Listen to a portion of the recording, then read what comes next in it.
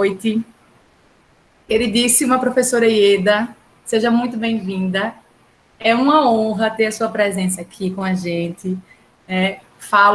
Eles não te conheciam ainda, né, os meus alunos, mas com certeza eu acho que eles vão reconhecer alguns detalhes aí que foram todos herdados de você, viu? Não canso de falar que você é muito super a minha inspiração, né? Admiro demais, sou muito fã e serei uma eterna seguidora, uma eterna aluna. Agradecemos mais a sua presença, viu? Deixa eu fazer uma breve apresentação. Todo mundo acabou que já conhece o seu breve currículo, porque a gente já fez questão de espalhar aí para todos, né? Muitas vezes. Então, a professora Ieda, ela é doutora em odontologia pela UFBA, com concentração na área de radiologia odontológica. Fez o seu pós-doutorado na University of Louisville. É professora associada da disciplina de radiologia e curso de especialização e também do programa de pós-graduação em odontologia, área de concentração e diagnóstico bucal. Mestrado e doutorado na Universidade Federal da Bahia. Então, professora, mais uma vez, muito obrigada pela sua presença, seja muito bem-vinda e o tempo aí é todo seu, fique à vontade, não escute Manuela. Podemos começar. Gente, então, assim, para mim é um prazer estar aqui. Como Joana colocou alguns dos meus títulos, eu costumo dizer que eu posso ter muitos títulos, mas meu maior título é ter amigos como Joana, é ter amigos como Fred, como Lud, como Manu, que estão aqui. Então, ter amigos faz toda a diferença. E nesse momento em que a gente está vivendo o isolamento social, é que a gente percebe realmente o quanto os amigos fazem diferença, né? Porque é com eles que a gente conta, é com eles que a gente ainda mantém um relacionamento. E assim, ter amigos é que nos faz crescer. Porque são eles, inclusive, que nos dizem, Ieda, não ficou legal aquela aula, Ieda, ficou boa, ficou bacana e tal, você podia fazer assim. Então, antes dessa aula eu discuti algumas coisas com o Lud, e isso é que faz com que a gente cresça. Então, eu prefiro realmente dizer que nossos maiores títulos são os amigos que conquistamos ao longo do caminho. Então, conquistem esses títulos. Os outros são consequência. Os outros virão, com certeza, em função do seu empenho, em função da sua dedicação e em função do seu sonho. Então, nossos títulos, eles estão baseados nos nossos sonhos, tá? Então, Jo, eu vou compartilhar minha tela agora, tá? Você me fala se tiver qualquer probleminha. Tá, joia, pode compartilhar. Isso. Vou só abrir um parênteses que eu acabei não falando, que excelente oportunidade que a gente está tendo, né? Como que esse distanciamento acabou nos aproximando. A oportunidade de tê-la aqui em Maceió em uma aula da Liga era não impossível, mas bem difícil, né? É verdade, é verdade. E eu já tinha aventado esse convite, e assim, de tudo que a gente está passando, né? A gente precisa extrair o que tem de bom. O que tem de bom, exatamente. Eu costumo dizer assim, que tem sido um momento difícil, doloroso. Eu tenho alunos aqui sofrendo dores emocionais e dores físicas. A gente também tem chikungunya, tem zika vírus, além de coronavírus, né? Então, assim, mas eu ainda acredito que sairemos melhores dessa. Eu ontem falava que eu assisti uma aula sobre educação com inovação. E o professor falou uma frase que me marcou e que é para vocês pensarem ao longo desses dias aí. Que não é dele, depois eu falo de quem é a frase. Mas assim, existem décadas em que nada acontece. E existem dias em que décadas ocorrem. Existem décadas em que nada acontece. E existem dias em que décadas acontecem. Então, pensem nisso. A gente está vivendo esse momento agora. É um momento de trabalhar as nossas dores, trabalhar também benefícios. Sairemos melhores dessa. E isso aqui é uma prova do que está acontecendo, né? Não voltaremos mais a ter reuniões presenciais ou qualquer outras atividades. Tudo vai evoluir, entendam. Teremos defeitos nesses momentos? Teremos. A ausência da interlocução humana faz muita diferença. Mas, certamente, frutos bons colheremos desses momentos, tá? Então, vamos lá. Vocês escolheram esse tema, eu tenho sido convidada para falar de muita coisa, dentre elas a odontologia digital, né? Acabei de receber outro convite, em julho eu falarei sobre da odontologia digital à inteligência artificial na odontologia. Eu também trabalho com odontologia digital e inteligência artificial, Mas esse é um dos temas que mais, quem me conhece, me apaixona, né? Eu gosto de tudo na odontologia, gente, por isso que eu escolhi radiologia. Não vou nem vender o peixe da radiologia aqui, não vou nem convencer vocês a quererem ser radiologistas. De jeito nenhum, não farei, não insistam, por favor. Porque radiologia é maravilhosa. Mas nós integramos com todas as demais especialidades. Então, eu gosto da odontologia digital, é uma paixão que tem me tomado e que está me levando para a inteligência artificial. Mas estudar lesão é bom demais. E sabe por que é bom? É difícil. Não é fácil. Diagnóstico de lesão é um diagnóstico bastante rico. Então, quando eu percebi desde a graduação que aquilo me inquietava, que aquilo me causava ansiedade, meu Deus, como que eu vou ver uma imagem radiolúcida e vou falar que é um cisto dentígeno? Como que eu vou ver uma imagem radiolúcida e vou falar que é um ameloblastoma? Então, aquilo me inquietava. E daí em diante, eu comecei a me apaixonar, cada vez mais, né? Comecei a me apaixonar e, desde a graduação, eu estudo mais fortemente. Tudo isso começou em 2004, quando eu tive um projeto financiado pela FAPESB, aqui em Salvador, em que eu comecei a catalogar as lesões. Então, daí em diante, né, nunca mais parei. E tem sido uma construção ao longo desses 15 anos, praticamente, que a gente tem de banco de imagens. Eu espero compartilhá-los com vocês agora, tá bom? Então, eu começo exatamente falando sobre diagnóstico. Por que diagnosticar? Né? Por que eu preciso pensar sobre o meu paciente? Primeiro, porque as lesões, elas possuem comportamentos biológicos distintos, né? Então, uma lesão ou uma patologia, ou um processo patológico, ele pode... As meninas vão me acabar agora, porque processo patológico parece que não existe, depois elas falam aí sobre isso. Mas vamos lá. As lesões têm comportamentos biológicos distintos. Então, desde lesões que têm um comportamento benigno, até lesões que têm um comportamento maligno. Então, eu preciso distingui-los. Para, inclusive, orientar meu paciente, olha, nesse momento de pandemia, você pode esperar um pouco. Você conseguirá fazer o seu tratamento, tratar dessa lesão assim que tudo melhorar, não há uma urgência, essa lesão tem um crescimento lento, é um crescimento benigno. Vamos pensar em procurar um cirurgião bucomaxilo agora em julho ou em junho. Olhem como a gente conduz, né, a nossa dinâmica com o paciente.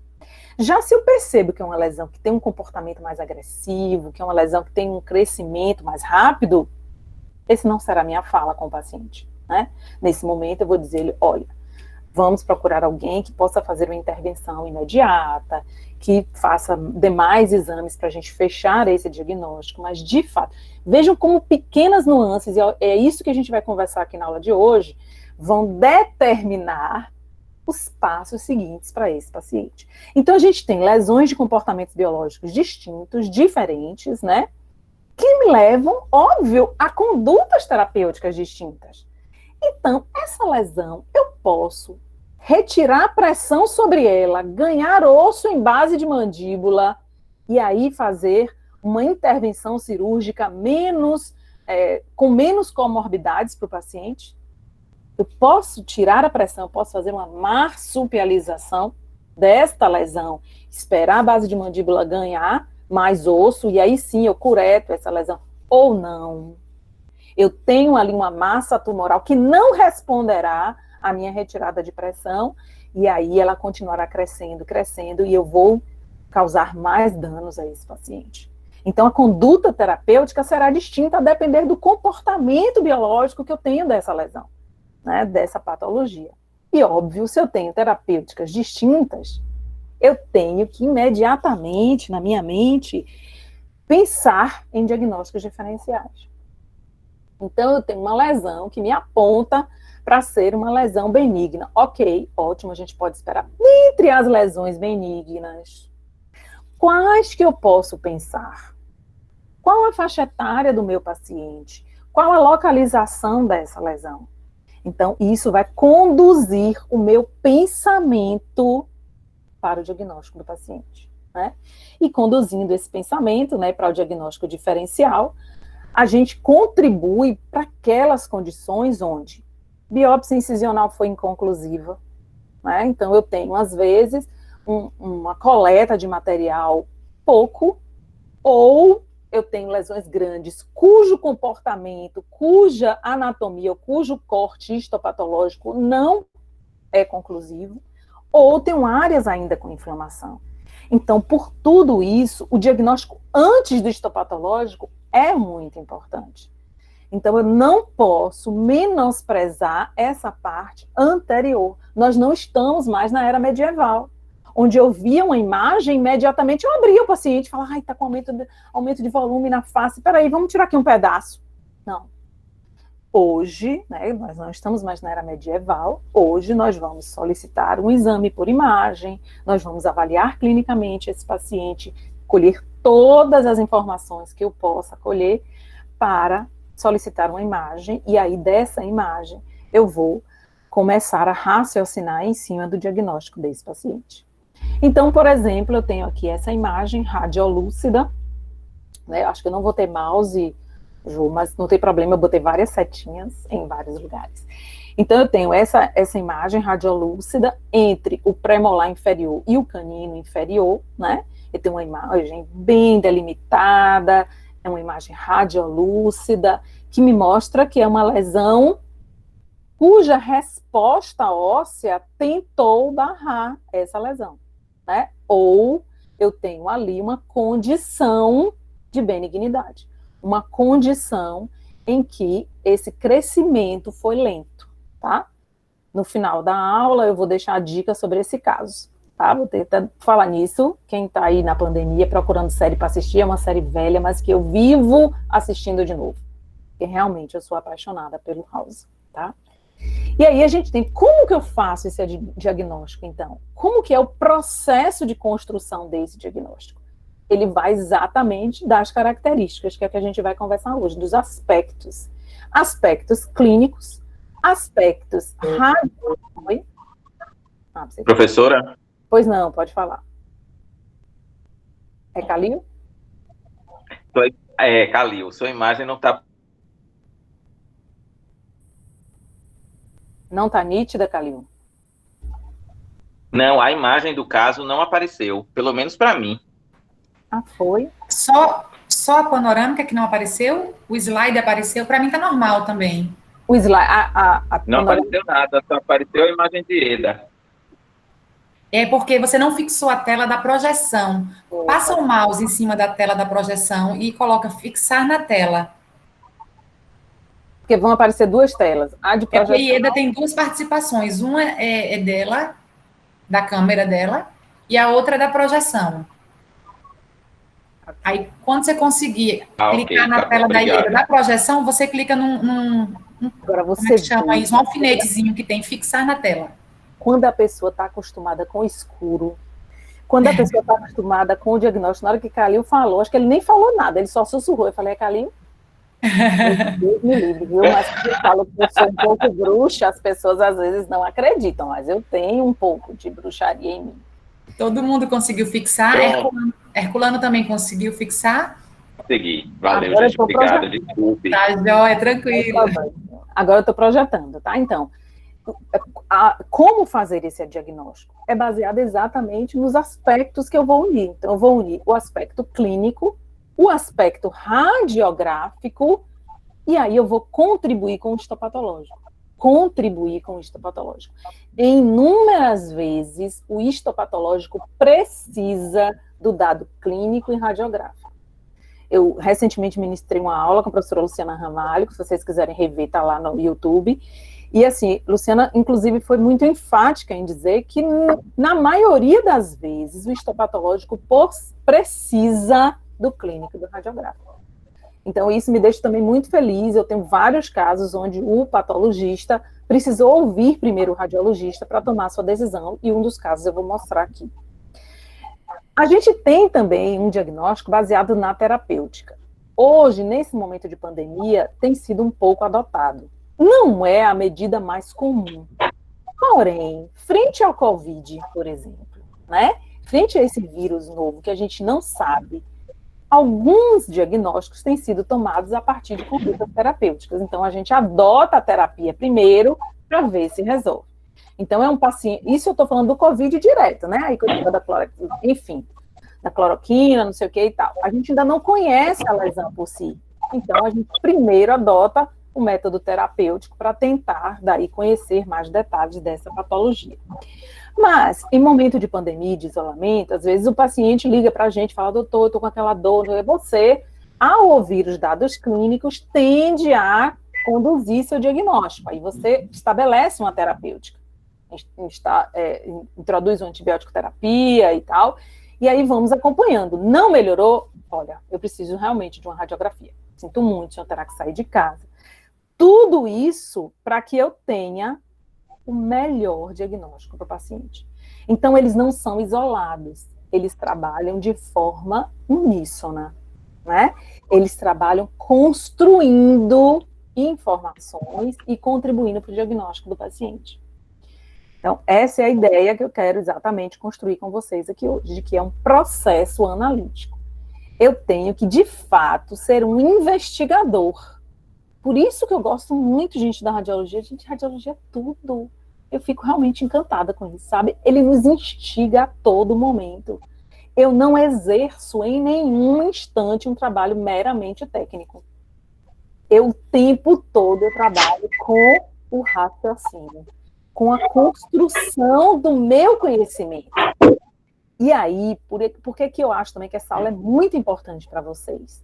Porque a imagem, uma vez vista, ela jamais é esquecida.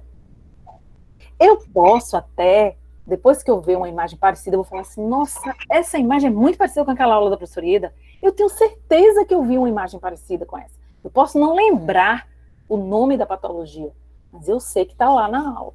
Se está gravado, eu vou lá olhar. Usa como um atlas essa aula. Então, vamos lá, né? E aí eu começo, né? A gente tem que ter aqui em mente, agora, nesse universo, que eu tenho dois tipos de exames. Os exames bidimensionais e tridimensionais. Eles me dão informações diferentes, né? Então, eu vou desprezar o bidimensional de jeito nenhum. A gente começa o diagnóstico, começa a entender, a conhecer o paciente através de exames bidimensionais. E aí a gente parte para os exames tridimensionais. Em nenhum guia, em nenhum guideline que a gente tenha publicado, o paciente é indicado primeiro para o exame tridimensional. Dose de exposição, enfim, algumas questões que a gente vai conversar aqui agora, tá? Então, a gente tem dois pontos importantes sobre esses exames. A acessibilidade e o detalhamento. Então, o exame bidimensional, ele é facilmente acessível ao paciente, né? A gente tem desde um exame que pode ser coberto pelo SUS, aqui em Salvador a gente tem cobertura pelo SUS para os exames panorâmicos, a exames de 40, 50 reais em ambientes estudantis, por exemplo, onde a taxa é menor para o paciente. Então, isso é acessível ao paciente, ele pode pagar, né? Então, digamos assim, todo bairro maior, ele tem uma clínica de radiologia, então o paciente não precisa, né, ir muito distante. Óbvio que cidade de interior a gente ainda tem uma carência de clínicas de imagem, e aí já fica a dica, né? Quem está se formando, olha lá, radiologia é uma excelente área, né, Jô? Mas enfim, não quero influenciar vocês de jeito algum. E versus o detalhamento, né? Com a tomografia tridimensional, eu tenho a riqueza de informações. Eu tenho detalhamento daquela patologia, daquela área que eu quero melhor avaliar. Eu tenho exatamente essas duas fronteiras, né, ao meu dispor. Então, eu tenho acessibilidade, vou começar com a panorâmica desse paciente. E aí, eu vou ver se há necessidade ou não de um detalhamento maior pela imagem tridimensional. Aí, vocês veem essa imagem aqui, falando, nossa, nunca mais juntinhos assim, né? Mas em breve estaremos. Mas eu trouxe essa imagem para a gente discutir uma coisa. Então, eu estou de frente a uma patologia na minha panorâmica, no meu exame radiográfico, no meu exame tomográfico. Como é que eu devo pensar sobre ela, né? É a mesma coisa de quando a gente quer conhecer mais uma pessoa, né? Então, a gente vai pensar no comportamento dessa pessoa. Ela é uma pessoa, né, de conteúdo, uma pessoa densa, é uma pessoa fluida. é que essa pessoa mora? Né? Como é que é a casa dela? É uma bagunça?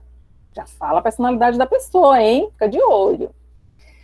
Como é o relacionamento dessa pessoa com a vizinhança, né? Então, são esses detalhes que eu vou avaliar no paciente. No paciente, tá? Na pessoa a quem eu tô querendo conhecer mais, né? Criar uma certa intimidade. Isso não é diferente com a lesão. Não é diferente. A gente vai pensar exatamente assim. Olha, tô eu e a imagem aqui na minha frente, a imagem e eu. Eu vou começar a avaliar. Como é que é essa personalidade dessa pessoa? Né? Como é que é essa personalidade desta patologia, dessa lesão?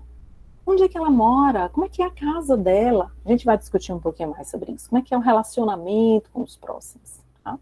Vamos começar com a localização. Então, a localização, ela está nos processos alveolares, né, que a gente tem os dentes ali envolvidos. Se eu estou nos processos alveolares, eu vou já imaginar que é uma patologia de origem odontogênica. Então, eu já elimino uma série de patologias que eu tenho, né, de origem não odontogênica. Fico com as de origem odontogênicas. Já se elas estão fora da área dos processos alveolares, eu descarto todas as de origem odontogênica. Olha que fantástico! Odontologia é um máximo. Né? Então, assim, eu já descartei quase que 50%, 50%. Então, para quem estava achando que o processo de diagnóstico por imagem é complicado, não é. Eu tenho que criar rotina de interpretação. Então, eu vou imaginar já, ok, está no processo alveolar. Possivelmente tem origem odontogênica. Vamos lá, quem são as origens odontogênicas? Quem são as lesões de origem odontogênicas que tem? Não, está fora do processo alveolar. Então, já tiro todo mundo, já tiro ameloblastoma, já tiro, né, queratocisto odontogênico, já tiro algumas patologias.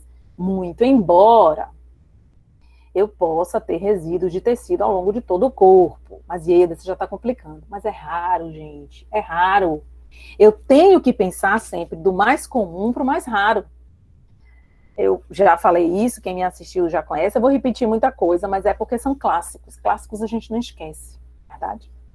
Então, assim, eu costumo dizer que eu discuto muito com o professor Paulo Flores, acho que Jô pode até acabar chamando ele também para a liga, ele vai adorar, Jô.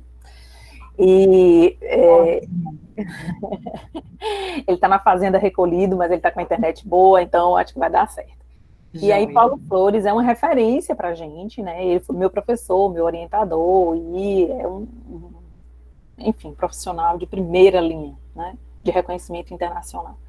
E aí, sempre que eu tenho alguma patologia rara, eu sempre vou a Paulo e vou discutir, né? Eu falo, Paulo, e aí? Eu cheguei aqui, eu tô vendo a imagem e tal, e eu acho que é. Aí falo alguma coisa bem rara. Bem rara. Eu quero que seja rara, eu quero publicar, eu quero que seja rara. Aí ele faz aquela cara dele, assim, bem séria, totalmente sem empolgação, e fala, Ieda, olha bem, quando você ouvir cascos ao chão, pense primeiro em cavalo, e zebra é mais raro. Então, a gente vai sempre pensar do mais comum para o mais raro. Então, ao fazer o meu processo de diagnóstico, eu vou pensar do mais comum para o mais raro, sempre. Eu terei maiores chances de contribuir com o meu paciente, né? E acertar mais esse diagnóstico para ele, para o cirurgião dele. Essa lesão, essa localização, ela é única ou ela é múltipla?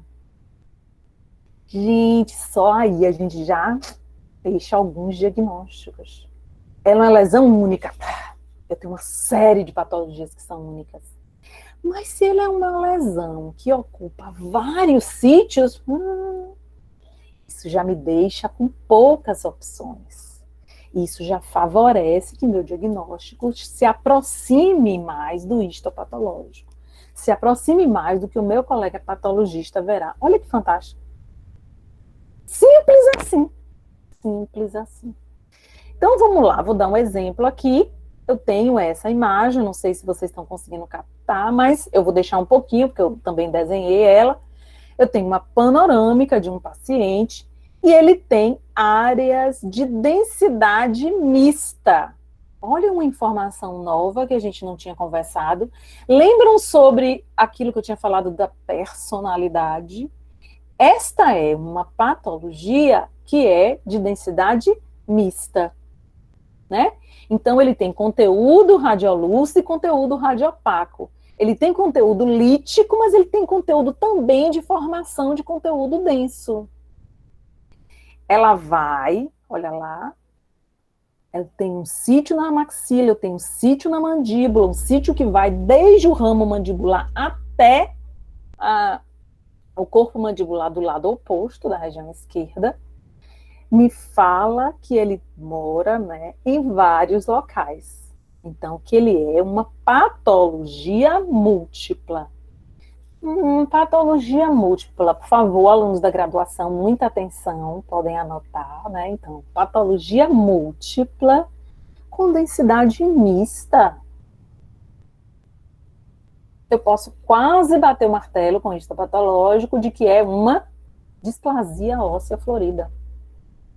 É um osso displásico que eu tenho vários sítios de acometimento. Então, trata-se de uma displasia óssea florida. Já tenho patologias, como essa inferior, que é única.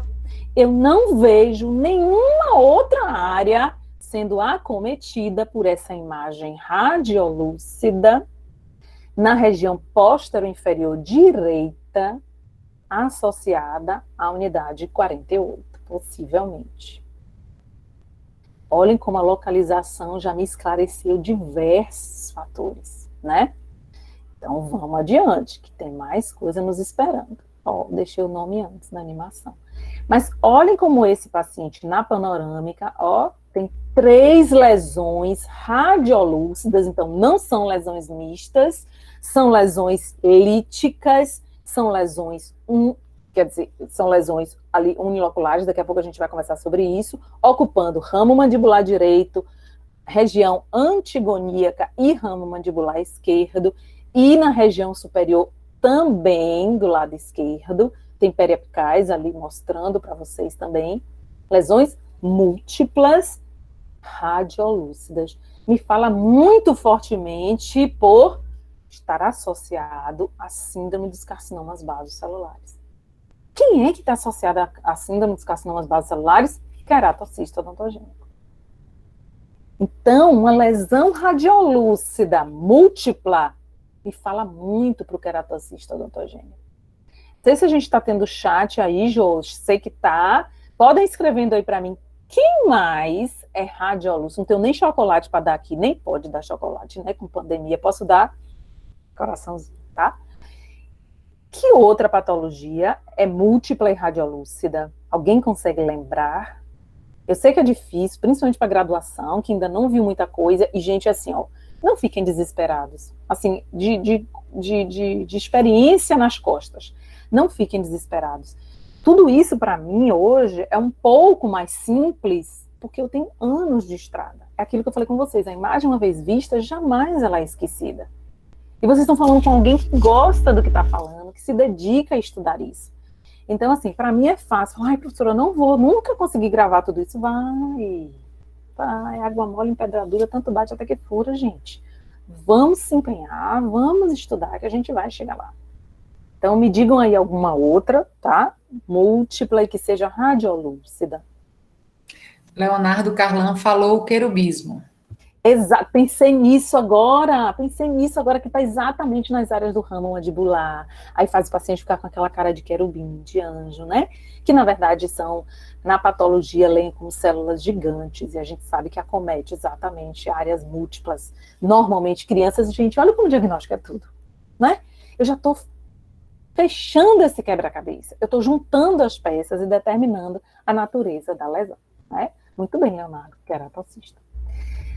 Outro detalhe, outro aspecto imaginológico que me chama a atenção. Unilocular versus multilocular. Essa lesão, ela ocupa uma loja só, ela é bonitinha, uma loja só, circular ou elíptica, ou ela tem várias lojas, né? Essa pessoa, essa lesão que você quer conhecer, ela mora numa casa, que é um estúdio, ou ela mora numa casa onde tem banheiro, quarto, várias localidades, várias lojas dentro dela, né? Isso também nos fala pela natureza dessa lesão. Essa imagem que a gente viu anteriormente, ela é única, ela está localizada, né? É associada ao terceiro molar inferior, a gente já falou isso, e ela é unilocular. Então, ela me fala muito pelo, quem não disse ainda, o cisto paradentário, né? Está associado ao terceiro molar inferior lá, quietinho, única. Já tenho lesões que são multiloculares, formam essas lojas dentro dela. E aí, olha, eu já tenho um outro pensamento sobre lesões multiloculares.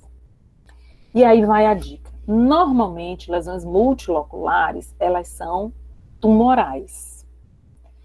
Exceto, eu gosto da inglês, né? Quando você está estudando inglês, um monte de regras, assim, daqui a pouco vem exceto, aí você fala, ai, me ferrei. Mas, enfim, exceto queratocisto, ele pode ser multilocular, e o cisto odontogênico glandular também. Se lembrarem de outras meninas, tragam pra gente, mas que eu me recorde agora sim. Por exemplo, dentígero jamais será multilocular. Nós não temos nenhum relato na literatura de um dentígero ser multilocular. Então, ele é sempre unilocular. Então, se eu visualizar uma imagem unilocular, meu pensamento imediatamente focará em cistos e eu vou começar a trabalhar meu diagnóstico diferencial, tá? Existem lesões, existem tumores que são uniloculares? Existem, mas não com essa característica tão bonitinha aqui como eu tenho, ó, de uma aparência cística, né? A gente vai falar mais pra frente também, tá? Então, aqui, só pra gente fixar na mente. Temos ainda essa forma multilocular, né? Curvilínea, bem bonitinha lá, mas a gente tem também, gente, olha, a forma mais reta, de septos no seu interior, que lembram muito raquete de tênis. Como aqui a maioria foi meu aluno, né? Vou voltar aqui. Como a maioria foi meu aluno, vai saber que eu não gosto muito de analogias. Sou uma pessoa muito séria.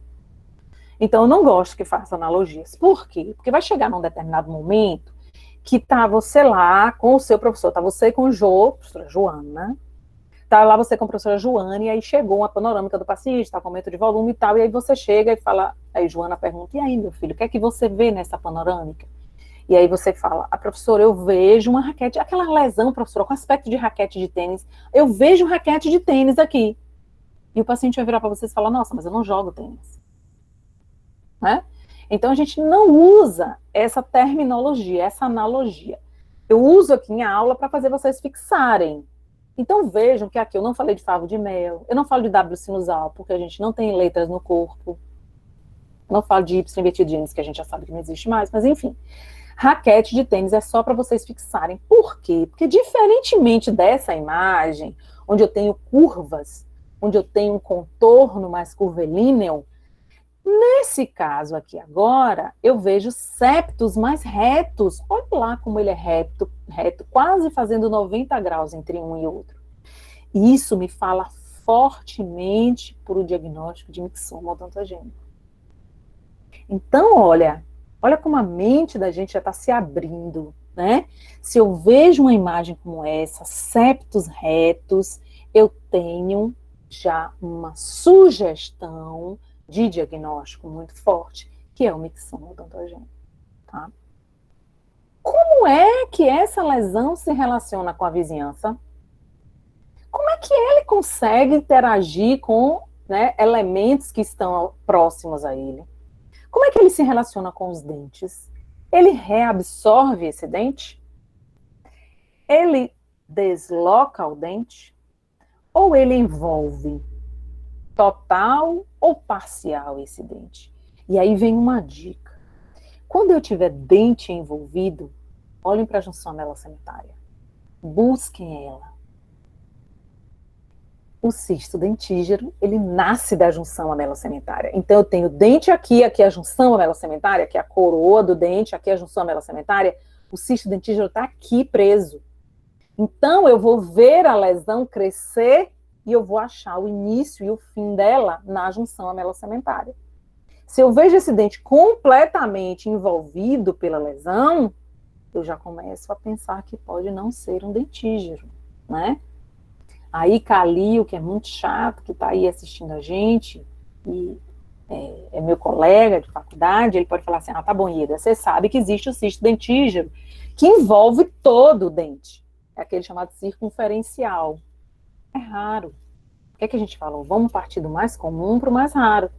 Mesmo aquele cisto dentígero que envolva bastante o dente, que eu confesso, na minha amostra eu não tenho, mas numa tomografia eu vou correr todos os cortes até achar a junção nela cementária. Ali eu vou ter o início e o fim da lesão. Mesmo ele envolvendo todo o dente. Ali eu vou ter o início e o fim da lesão. Tá?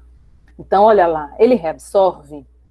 Eu já vou pensar num comportamento mais tumoral. Ele desloca tanto o cisto quanto o tumor podem deslocar, tá? Então, isso não é um dado muito importante para a gente. Já lesões malignas, elas tendem a reabsorver tão rápido o dente que elas nada fazem, o osso, elas tendem a reabsorver, a destruir tão rápido o osso que nada fazem com o dente. É aquele aspecto de dente flutuante. Então, ele destrói toda a estrutura óssea em volta, rapidamente, nada faz com o dente, tá? E fica a dica, quando ele envolver o dente, a gente vai lá buscar a junção amelocementária dele, tá? Então, olhem esse caso aqui. Olhem que linda imagem. Vamos aprender tudo que a gente já viu aqui agora. Essa lesão, ela não temos a outra parte dela, mas ela é única. Ela ocupa a região póstero-inferior. Ela é lobulada e multilocular, né? Ela não é unilocular, tem várias lojas aí dentro. Inclusive, acredita-se, né? Existem as teorias de que, na verdade, ela se formou com pequenas lojas, essas lojas vão crescendo, rompendo seus septos e tornando-se lojas maiores, ok? Se vocês perceberem, olha, lá na porção radicular do dente 46, eu ainda tenho lojas pequenas, né? Se eu tivesse que apostar onde essa lesão começou, eu diria que ela começou embaixo do dente 48, porque ali eu não tenho mais septos, eu não tenho mais lojas. Então ela começou ali, foi rompendo os septos, rompendo os septos, rompendo os septos e cresceram. E a área mais nova dessa lesão será embaixo do 46. Isso é importante? É. Porque cirurgicamente é interessante que eu pegue diferentes áreas na lesão. Então, se na panorâmica eu já tenho essa informação, olhem, quem está aqui quer ser cirurgião bucomaxilo, meu filho saber radiologia é 5 andares à frente de muita gente. Eu não disse nem um passo, eu falei 5 andares à frente de muita gente. Se o cirurgião bucomaxilo me ouvir dizer isso, meu Deus, né? Porque eles não se sentem deuses, na verdade, porque eles são deuses. Então, assim, eles não se sentem melhores do que ninguém. Mentira, amo os cirurgiões bucomaxilos. Atualmente, tenho 2 deles sobre a minha orientação de doutorado, um aí com o professor Frederico, que é Gabriel, e Joaquim, concluindo o doutorado dele. Então, sou uma forte admiradora deles, mas sei muito bem o papel que o diagnóstico exerce sobre todo o tratamento belíssimo que eles fazem. Então, eu sei que temos importâncias tão grandes quanto, né? Então, vamos lá. Então, eu já falei aqui, né, de onde eu acho que a lesão pode ter nascido, e olha o que essa lesão faz com os dentes. Gente, ele reabsorveu o dente. Reabsorveu a porção radicular do 48, do 47 e a distal do 46. Então, é uma lesão que tem a capacidade de reabsorver dente. Normalmente, essa condição é atribuída a tumores. E aí, ó, a gente está vendo aqui a condição de reabsorver, tá? Perdão, aqui. E essa patologia do lado esquerdo do paciente, né? Deixa eu passar porque vai acabar trazendo de volta. Então, ela desloca o dente, né? Ela desloca a unidade 38. Ela envolve também essa unidade, não é verdade? Ela envolve.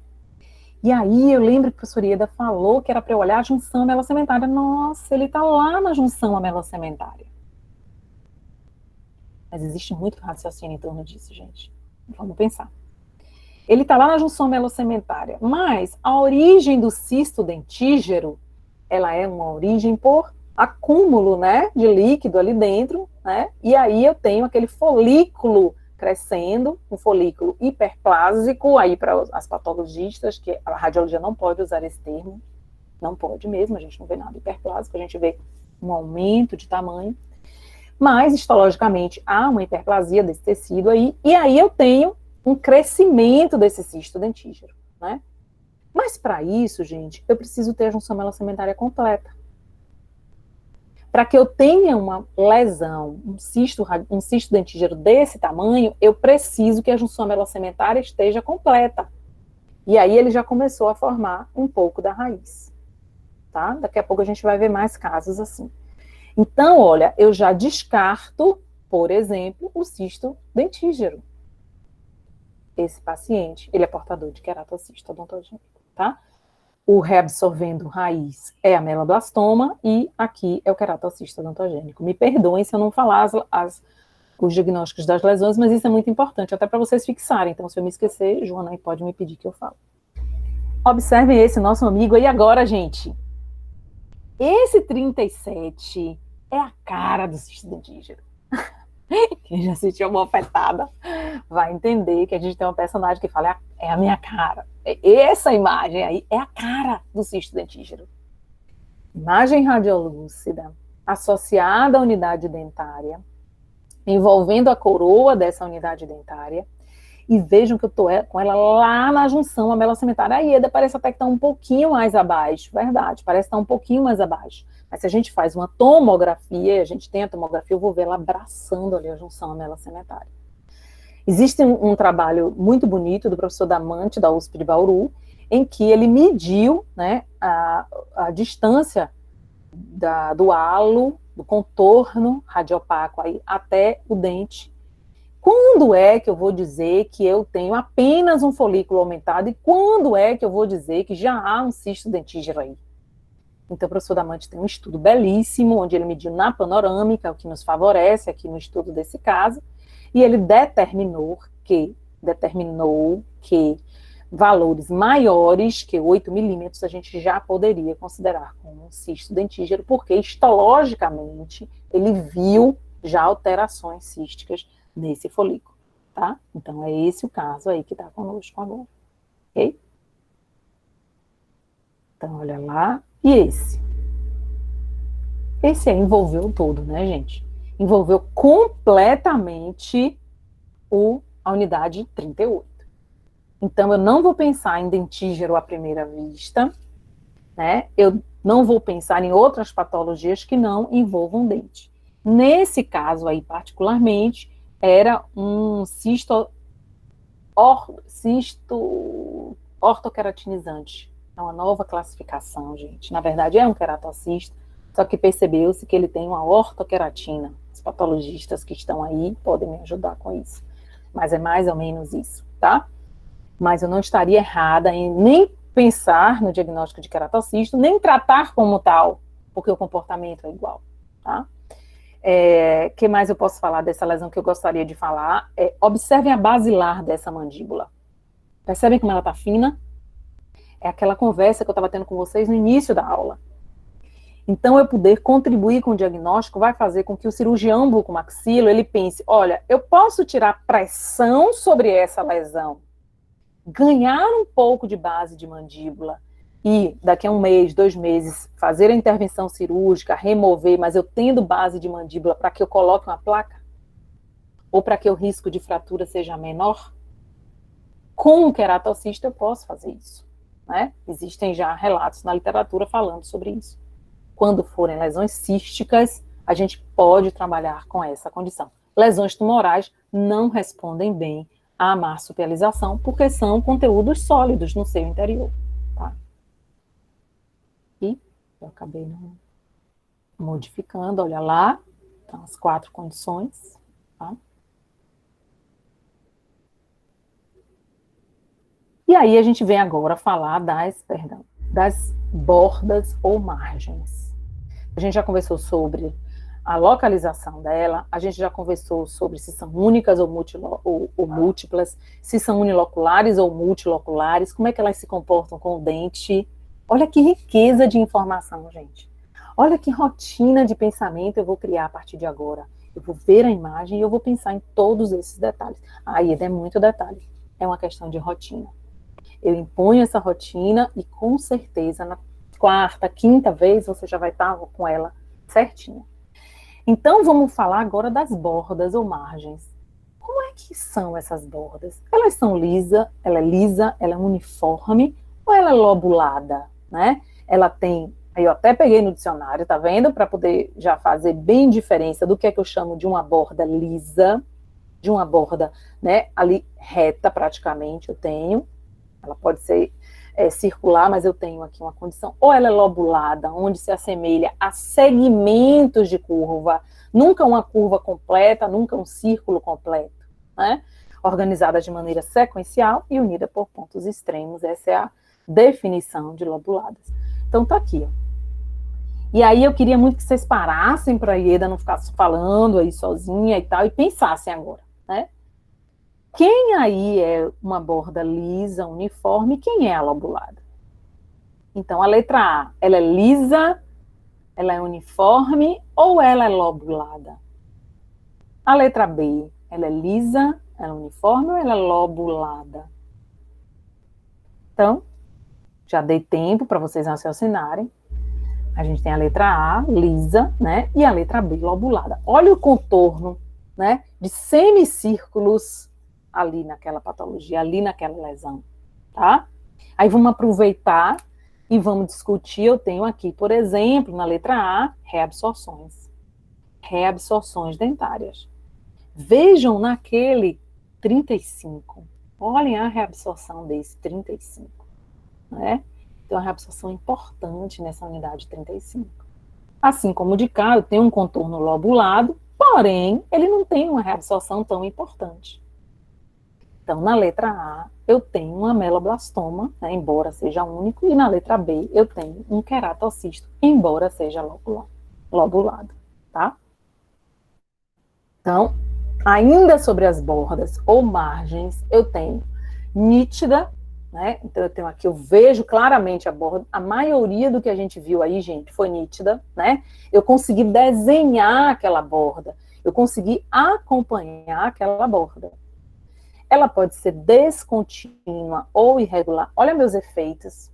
Gente, eu tô top nos efeitos.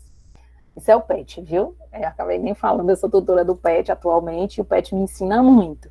Me ensina mais do que eu ensino a eles, né?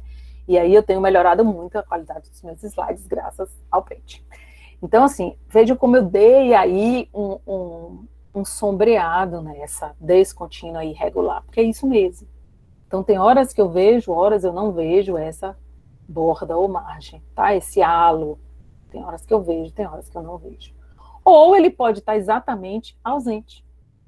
Então, eu não sei onde essa lesão começa e onde ela termina. Eu não sou capaz de desenhar essa lesão, de saber exatamente o que o meu colega cirurgião bucomaxilo quer que eu diga, que é o tamanho dessa lesão. Onde é que ela começa e onde é que ela termina, Ieda? Normalmente, eles me ligam para falar isso. E aí, Ieda, começa no primeiro molar e termina lá no terceiro, né? Qual a minha margem de segurança que eu tenho aí? Então, essas informações são muito importantes. Ainda trabalhando com a nossa imagem anterior, ó, eu tenho nessa letra A aí uma borda nítida. Eu consigo acompanhar onde ela começa e onde ela termina. Eu sou capaz de desenhar ela. Faço a mensuração de olho fechado aí. E essa borda nítida, de onde ela começa e onde ela termina, ela é muito importante para lesão como essa, que é um cisto radicular. A lesão mais comum que a gente tem hoje, né? Então, infelizmente, a gente ainda tem muito cisto radicular na nossa população. Então, é de fato o cisto mais comum, mais prevalente na população, por isso que eu quis trazer ele. Então, eu tenho aqui, olha, uma imagem radiolúcida, com bordas nítidas, ela é única, né? Eu trouxe uma periapical, mas ela é única. Aí vem uma pergunta. Cisto radicular pode ser múltiplo? Pode. Mas é por causa da etiologia dele, né? Eu tenho uma etiologia inflamatória. Tá? Então, quando eu tenho uma origem inflamatória, por exemplo, cisto dentígero. O paciente pode ter 2 cistos dentígeros? Pode. Ele pode ter os 2, ser felizardo, né? E ter cisto dentígero no lado direito e no lado esquerdo, associado ao terceiro molar.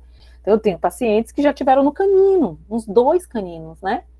E aí, é uma outra conduta a ser implementada, porque são de origem inflamatória. Gente, já são 8 horas, agora que eu vi aqui. Eu vou andar um pouquinho mais rápido, mas a gente vai terminar, nem se preocupe. Então, aqui, essa continuidade da borda, lembra que eu falei para vocês, junção melossementária, quando eu estiver vendo envolver o dente, cisto radicular é a mesma coisa. O cisto radicular, ele como sendo uma bola inflada. É claro que eu botei um rapaz simpático, né, para estar inflando aqui a bola, para ficar bem agradável para a gente. Mas essa é a sensação, ó. O dente, ele infla a lesão. Então, eu tenho que procurar nela, ó, ali, quem é o dente que está associado? Quem é que está alimentando aquela lesão? Isso é muito importante, porque para o próprio endodontista, para o próprio cirurgião, ele vai ter que trabalhar nesse dente que é a origem da patologia, tá? Então, essa imagem, gente, vocês nunca mais vão esquecer na vida. Se vocês tiverem que escolher uma imagem aqui dessa aula, que são lindas, belíssimas as imagens que eu trouxe, que eu passei a tarde de jogo escolhendo as imagens que eu queria, então, essa imagem aqui, ó, pega ela, gente, imprime, põe num porta-retrato e guarda no criado mudo. Todo dia de manhã vocês vão acordar olhando ali. Ai, gente, que lindo. Vai ser um acordar, um amanhecer divino, né? Que a gente vai ver uma imagem linda como essa. Jamais vou esquecer. Né? Então, isso praticamente fecha o meu diagnóstico. Eu vou colaborar com o histopatológico do paciente. Um cisto radicular. Então, aqui a gente já viu o caso. E olhem essa. Vejam como eu não tenho a exata definição de onde ele começa e onde ele termina. Vejam se nesse caso eu não tenho a sensação de dente flutuante. Eu tenho uma destruição óssea rápida e aí eu tenho a sensação de dente flutuante. Então eu já vou pensar que essa lesão ela é muito rápida e que ela não consegue fazer com que o osso responda ela. Porque o que são as bordas, as margens, gente? É o osso tentando segurar aquela lesão. Está dando tempo, é uma lesão que cresce lentamente, o osso ali esclerosando, tentando barrar ela. Né? Criando uma barreira para ela. Aqui eu não tenho tempo para isso. Isso me fala muito fortemente para uma lesão maligna. Tá? Então, aí eu já tenho que tomar outra decisão. Acho que é uma das últimas características, a expansão. Percebam aqui que eu tenho uma lesão, dá para vocês verem nessa oclusal, né? Que eu tenho uma imagem radiolúcida, né? Na região posterior inferior direita, e ele está bem acomodado ali dentro, né? Do nosso processo alveolar. Ele não causa uma expansão muito importante. Ah, mas ele não é muito grande, Ida. Ok. Olha esse.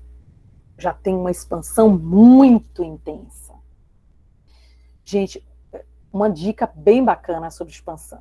A ausência de expansão me fala muito fortemente. É uma fofoca muito boa sobre queratocisto odontogênico. Essa letra B que eu tenho aí, que eu tenho uma imagem com expansão da cortical vestibular, muito expressivamente. Paciente jovem, olha como eu vou unir todas as informações. Eu tenho uma expansão da cortical vestibular muito expressiva, paciente jovem, molar inferior, cisto da bifurcação vestibular. Uma lesão relativamente nova, né, descrita na literatura, mas que a gente já tem alguns casos, esse é o cisto da bifurcação radicular. Podia pensar em tumor? Podia, mas dificilmente um tumor expandiria a vestibular tão fortemente sem expandir a lingual também, tá? E eu teria mais conteúdo aí dentro, tá? Se é tumor, eu tenho conteúdo dentro dele, eu não tenho só líquido, como é o caso dos cistos. Olha aqui, esse paciente, então expandiu tanto a vestibular quanto a lingual do lado direito. Veja que eu botei 3 exemplos, eu fiz essa aula com muito carinho, porque ela vai de presente para uma pessoa também. E aí, eu tenho uma expansão tanto da vestibular quanto da lingual, do mesmo lado. São patologias completamente. Meu olho, quando eu bater aqui em cada um, eu vou pensar mais fortemente em tal patologia. Então, na letra C aqui, que é a primeira imagem, eu vou pensar no queratocisto. Ele expande pouco. Já na letra B, paciente jovem, e eu tenho uma expansão muito importante, é uma lesão grande, mas eu só tenho a expansão da vestibular. cisto da bifurcação vestibular. E aqui, já na última imagem que a gente tem, que é uma tomografia, tá? Eu não quis trazer muita tomografia nem ressonância, a gente pode marcar uma aula, se os meninos quiserem, depois só com tomografia e ressonância, que agora eles já estão expert. E aí a gente pode usar mais imagens de tomografia e ressonância. Ótimo. Querem falar alguma coisa? Vamos sim. Então aqui eu tenho expansão tanto da vestibular quanto da lingual, tá? Que é uma ameloblastoma, ok? Aí a minha proposta agora é, vamos praticar com as mais comuns. Gente, a gente tem realmente muita patologia, né? Então eu tenho tumor odontogênico escamoso, não tenho nenhum na minha amostra. São 15 anos colhendo lesão. Eu não tenho um tumor odontogênico escamoso, né? Se vocês acharem, até vamos publicar junto. Então, vamos falar das lesões mais comuns. E aí eu vou fazer uma forma de exercício, tá? Eu não vou mais trazer conteúdo, eu vou botar umas imagens, vou discutir um pouquinho, e aí vocês podem mentalmente trabalhando essas ideias na cabeça de vocês. Olha lá. Vamos trabalhar aquela rotina da gente. Então, olha, é uma lesão que ocupa a região antero-inferior, ela é uma lesão única, embora ela seja multilobulada. Ela tem múltiplos lóculos, né? Então, ela é uma mansão. Ela tem quarto, casa, banheiro, ó, tudo ali. Não é um estúdio. Então, ela tem, né, várias lojas ali dentro. Reabsorve muito pouco, ó, é um exame bidimensional, eu não tenho uma reabsorção importante, tem um pouco de deslocamento dentário, principalmente ali no 42, perdão. Clinicamente, esse paciente não tem expansão. Vamos ver a tomografia? Gente, olhem o tamanho dessa lesão. Vocês viram aquilo lá? Vai de molar a molar. Uma lesão enorme. E ele não tem expansão? Que patologia eu vou pensar, primeiramente? Eu sei que já veio na cabeça de vocês, tenho certeza disso. Aluno de Jô sabe tudo. Aluno daqui também sabe bastante. Quem está assistindo a gente já sabe, a gente já ouviu isso desde o início. Keratocisto odontogênico. Isso aí, ó, bateu o olho, eu já sei o que é. Não tem expansão, essa é a minha proposta de diagnóstico, tá? E aqui, óbvio, o cirurgião, muito meu amigo, me cedeu, né, o transcirúrgico, para não dizer que eu não mostrei sangue na aula, para não dizer que eu não agradei a todo mundo, gregos e troianos. Observe uma outra patologia. Olha, Jô, como a aula ficou linda, né? Eu botei patologias de mesmo tamanho, praticamente. Mesmo tamanho, gente. Multilocular. Na panorâmica, na letra A, eu já vejo que tem expansão. Eu já vejo que tem expansão. Olha o que ele fez com a basilar da mandíbula. Ele expandiu, né? Olha o nível de reabsorção dentária que eu tenho. Praticamente ele reabsorveu todos os dentes, né? Aí meu pensamento já muda, né? Eu já vou pensar num tumor. E vejo uma tomografia de feixe cônico, onde eu tenho expansão da cortical vestibular e lingual desse paciente. Então, esse paciente, eu vou pensar num tumor. E o tumor mais comum é quem? Ameloblastoma. Né? Aqui eu não podia deixar de mostrar, né? Porque eu usei para a chamada de aula de vocês, tá? Então, é um ameloblastoma também. Veja o nível de expansão que ele faz para vestibular e para palatina, entrando ali, adentrando a cavidade da fossa nasal. Né? Então, já vou trabalhar isso na minha mente. Olha um aqui que a gente já conversou também.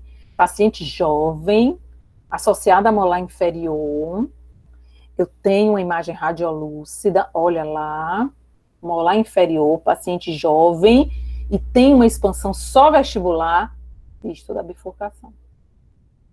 É um cisto inflamatório também, então eu posso ter mais de um, ok? Olha aqui, olha a expansão vestibular, só vestibular, estão vendo? Cisto da bifurcação. Novamente, aquele mesmo caso que a gente já viu, tá? Cisto da bifurcação, com direito a 2 olhos. E esse? Essa é uma lesão, né, na região póstero inferior esquerda. Já vi que provavelmente promove expansão, porque ela faz um adelgaçamento e ela modifica o contorno, compara com o contorno do lado oposto, compara com o contorno do lado direito. Não tem uma expansão? Tá aqui a imagem tridimensional mostrando que tem expansão. Mas não está diferente, gente? É uma lesão multilocular, concordam? Não é uma lesão unilocular, é multilocular. Mas esses lóculos tão diferentes, estão muito diferentes desse aqui. Né? Desse aqui, por exemplo, ó, cadê ele? Espera só um pouquinho. Desse, muito diferente, né? Aquele lá, ó, eu tenho septos mais retos, ele não faz curva, ele não é, ó, um semicírculo. Naquele caso, a gente tem, né, septos mais retos. Que lesão eu posso pensar nesse paciente? Da raquete de tênis, Deus me livre. Mixoma odontogênico, né? Então, esse paciente foi um paciente com diagnóstico de mixoma odontogênico. Paciente jovem, mixoma é bastante agressivo, então foi um mixoma odontogênico. Agora, observem esse paciente, só para vocês entenderem a diferença. Esse paciente eu laudei em maio, e ele veio porque ele tinha um aumento de volume associado à unidade 13. Olhem para a unidade 13, vejam que tem um acesso de canal, né? Foi feita a abertura até a câmara pulpar. E aí, ele veio com aumento de volume, eu vi o aumento de volume por palatino desse paciente, e no meu laudo eu falei, bom, tem um aumento do espaço periodontal seguido de esclerose óssea. Ok? Em maio, gravem isso. Em agosto, vejam aí, 29 de agosto, esse paciente voltou assim. Com esse aumento de volume. Vejam que no meu exame, em maio, ele só tinha esse aumento de volume que vocês veem aí por palatino.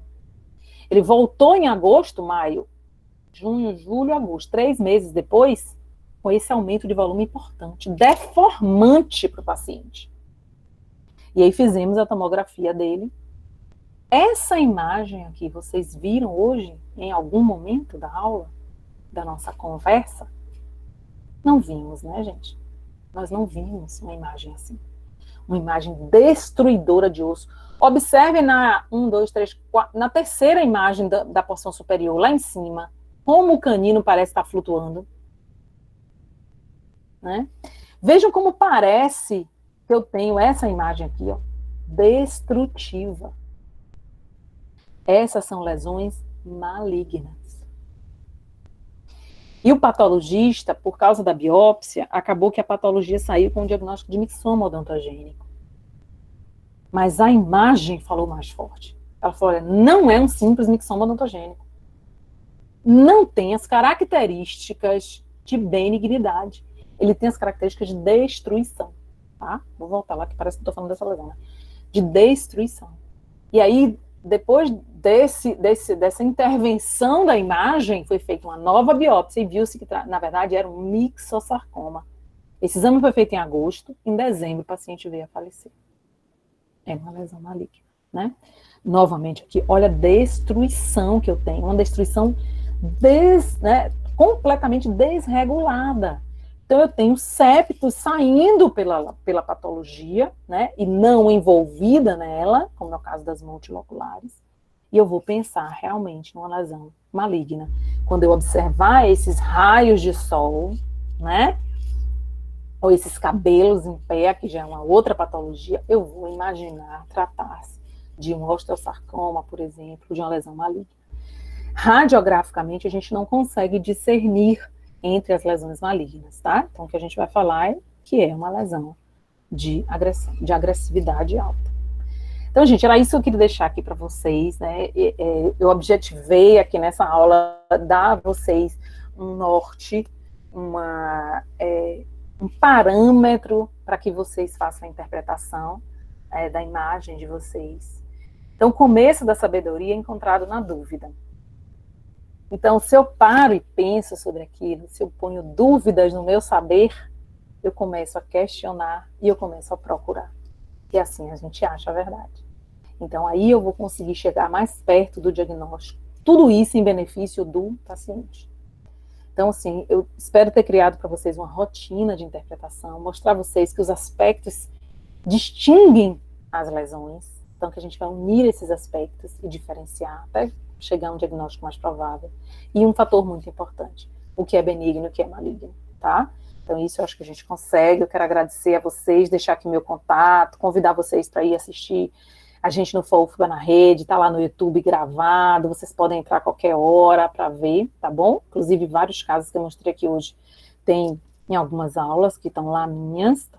Esse é o meu Instagram, que vocês já conhecem.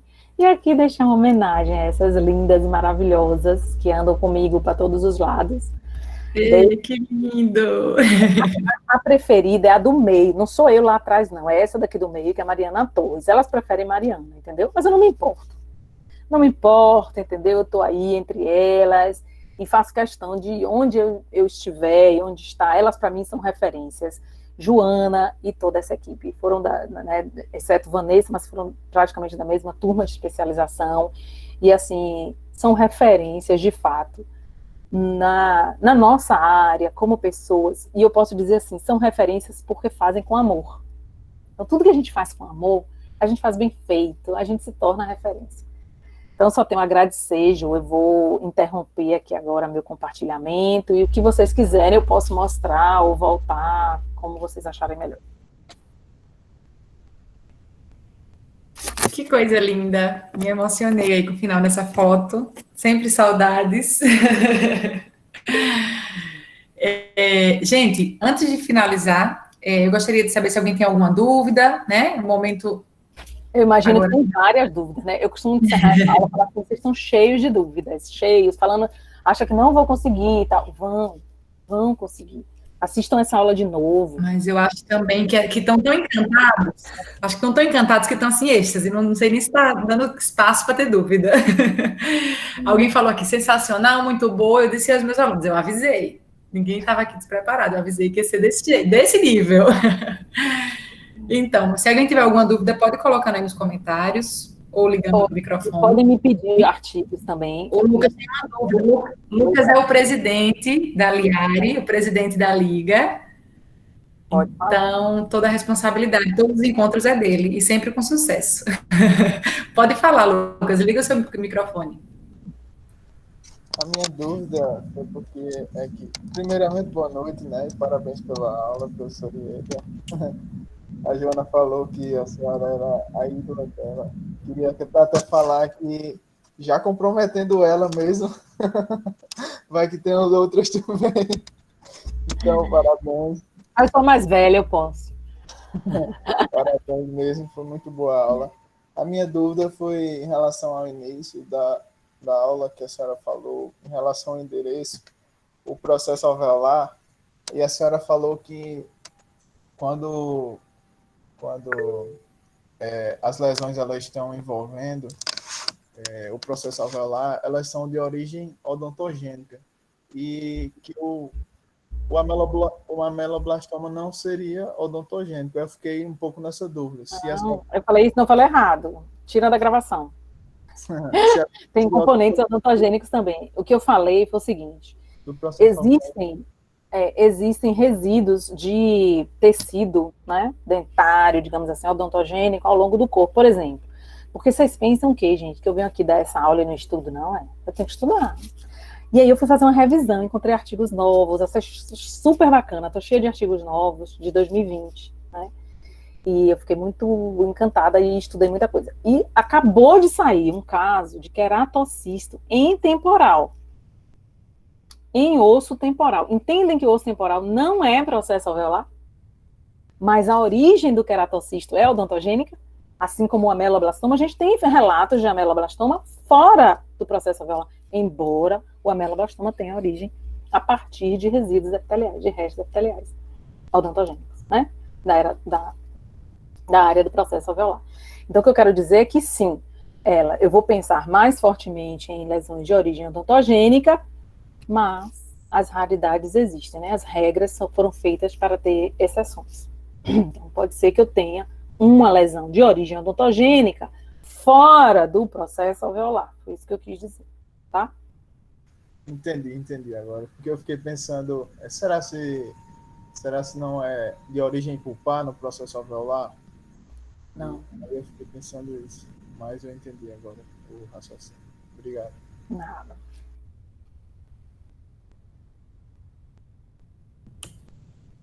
Tem mais alguma dúvida? Espero que botar alguma coisa no chat. Mais alguma dúvida? Deixa eu dar uma conferida aqui no chat, se alguém quer falar. Eu também posso disponibilizar, Jô, para quem quiser os artigos. Se você quiser, eu faço uma pasta no Dropbox e compartilho com você, porque dá muito TCC, dá muito trabalho, tem muita coisa ainda para a gente estudar de lesão, muita coisa. Então, ótimo. vale a pena. Tem lesões novas que a gente está precisando estudar mais. Esse, por exemplo, ortokeratinizante, esse cisto ortokeratinizado e ortokeratinizante, que é, na verdade, um segmento do queratocisto odontogênico. O cisto da bifurcação é um cisto novo, né? Então, tem muita coisa aí que a gente pode fazer TCC legal, TCC bacana. Por exemplo, lesões que acometem mais crianças. Né? Esse é um dos assuntos que eu tenho começado a estudar mais agora. Joia. Então, vamos esperar esse compartilhamento. A gente vai postar essa aula no... Lucas, você criou como é que chama, gente? Eu tô ficando velha. Acho que Não, do YouTube. O canal. O canal. O canal do YouTube, ele ficou de criar o canal da Liga, e aí a gente compartilha. Eu passo para a Ieda, ela passa para os contatinhos dela, e a gente compartilha aqui entre os nossos, certo? Ele tinha perguntado. Beatriz é de Maceió? Beatriz Monteiro. Pelo nome eu não estou lembrando, mas também pode entrar em contato com a gente. Qualquer coisa lá no arroba, de Maceió, no arroba LiarioNit, AL, pode tirar as dúvidas que o Lucas também vai compartilhar isso aí com vocês, tá? Bom, pronto, a Larissa pode passar. Então, gente, eu acho que não tem mais nenhuma dúvida por aqui. Ieda, querida, mais uma vez, queremos agradecer. Estou muito feliz com esse encontro virtual de todos aqui. Também. Aí já fica o que você quiser. Eu sei que tem muita gente para vocês convidarem. Aí vocês viram que tem professora Lud, professora Manu, professora Van, todas são professoras, gente. Todas são patologistas. Eu falei um monte de besteira aqui. Ludmila, Vanessa e Manuela devem ter ficado me criticando, entendeu? Mas tem Fred, professor Frederico, tem professor Paulo, tem muita gente boa para vocês convidarem. E depois vocês pensam, se vocês querem, tipo, uma aula só de interpretação de lesão em tomografia, eu trago vários casos e a gente discute só casos em tomografia, tá? Tem um pouco de ressonância magnética, pela situação financeira dos pacientes, né? Então a gente não tem muitos casos, tá? Então vamos programar isso aí, né? Se você deixar, eu vou lhe convidar sempre. À vontade, Jô, e fique quietinha, viu, Jô? Tá bom, nem se preocupe, tô quietinha. Tá, tô bem comportada. Eu quero, para finalizar, a gente tá com a divulgação da próxima aula, da próxima semana, das meninas, e aí eu vou projetar aqui na tela e vou pedir para você fazer a apresentação delas. Vamos fazer assim? Claro, eu nem sei quem é, mas eu faço. E eu já vou até me preparar para printar também. Vamos lá. Deixa eu apresentar minha tela com a divulgação, e aí depois você... Vamos ver se vocês já estão vendo a minha tela aí. Eu não estou vendo, Ju. Agora, vai começar agora, peraí. Né? E aí, já está aparecendo a próxima aula? Não. Cadê? Fiz agora ainda não. A minha tela está projetada? Alguém está vendo a tela de Jô projetada, gente? Eu estou vendo, Jô, sua tela. Com a divulgação, né? Da próxima aula. Tô. Espera que eu não estou vendo. Tá vendo? Eu também tô. Deve ser porque a Ieda não fixou. Ela estava falando o tempo todo, aí ficou viciada na tela dela. Peraí, então, que eu preciso me encontra aí. Esqueceu os óculos dela, trocou de óculos. Trocou de óculos. É onde, Calil, me ensine aí. Ieda. Fala.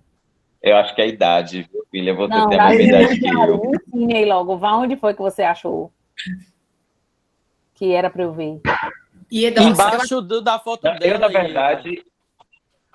Você clica no pininho que prende o papel. A projeção dela. Na de Jô, né? No caso, na de Joana. Clica no meu, que aí eu acho que vai aparecer. No meu da projeção. No meu que tem uma setinha para cima. No meu nome que tem a setinha. Você não clica na cara dela, não, Ieda. Clica embaixo. Já cliquei. Aí, agora eu tô vendo. Lindas! Vamos lá. Você que vai fazer a apresentação dela. Na verdade, assim, a Liga, ela é de radiologia. E como vocês sabem, a radiologia ela tem a obrigação de interagir com todas as outras especialidades. E uma das especialidades que mais nos desafia é a patologia. Então, a gente hoje conversou um pouco sobre a patologia. E, dentre a patologia, o câncer é o que mais nos desafia realmente. Porque a gente precisa tratar rapidamente e de forma mais efetiva, né? Então, nada melhor do que unir a radiologia e a patologia em duas grandes profissionais, duas referências, que é professora doutora Ludmila, professora doutora Manuela Andion, né? Então, são queridas e em 2 áreas de extrema expertise. Então, assim, será uma aula, eu tenho certeza, brilhante, maravilhosa, que eu não perderei. Dia 3/6, 19 horas, aqui nesse mesmo canal. Meninas, muito orgulho dessa dupla, viu? Tudo bem. Com a apresentação de Ieda. Deus me livre. Grava aí, viu, Jô? Porque quando elas jogarem na minha cara que eu não falo bem delas, aí eu já tô gravada. Tá gravada a aula e eu filmei aqui no meu celular para passar mais rápido, para você ter acesso mais rápido, porque você pode precisar de instantes, viu? Jô, mas você já tá com cara de grávida. Ah! Já está com carinha de grávida. Todo mundo fala isso. Pois é, estamos aqui quietinhos, né? Que bom que estamos tendo excelentes aulas em casa, sem precisar nem sair. E assim, até isso me favoreceu, né? Aquela coisa, tudo é uma. Eu não estou naquela rotina louca, né? De sair de casa às 7 da manhã e chegar às 10 da noite, 9 da noite. Então, estou quietinha em casa e tudo já deu certo. Graças a Deus. Tudo no seu tempo. Pois é. Meninas, antes da gente dar tchau, eu quero que vocês apareçam. Liga a câmera, Manu e Lud, só para dar um oizinho para a gente finalizar e se encontrar de novo na semana que vem. E aí, Olá, gente, boa noite. Agora vamos. Eu tô aparecendo? Aê, linda! Tá só o microfone. Gente, eu não sei por quê. Meu computador não reconhece minha câmera. Grave. Depende do Pode estar ligada lá nas configurações, né? Depois você. Eu vou ter que ver isso. Porque você vai aparecer semana que vem. Então, gente, muito obrigada por tudo. Só tenho a agradecer, viu? E me coloco à disposição para quem quiser, inclusive se pensar em alguma pesquisa, algum trabalho, tô colada. Muito, muito, muito obrigada, viu?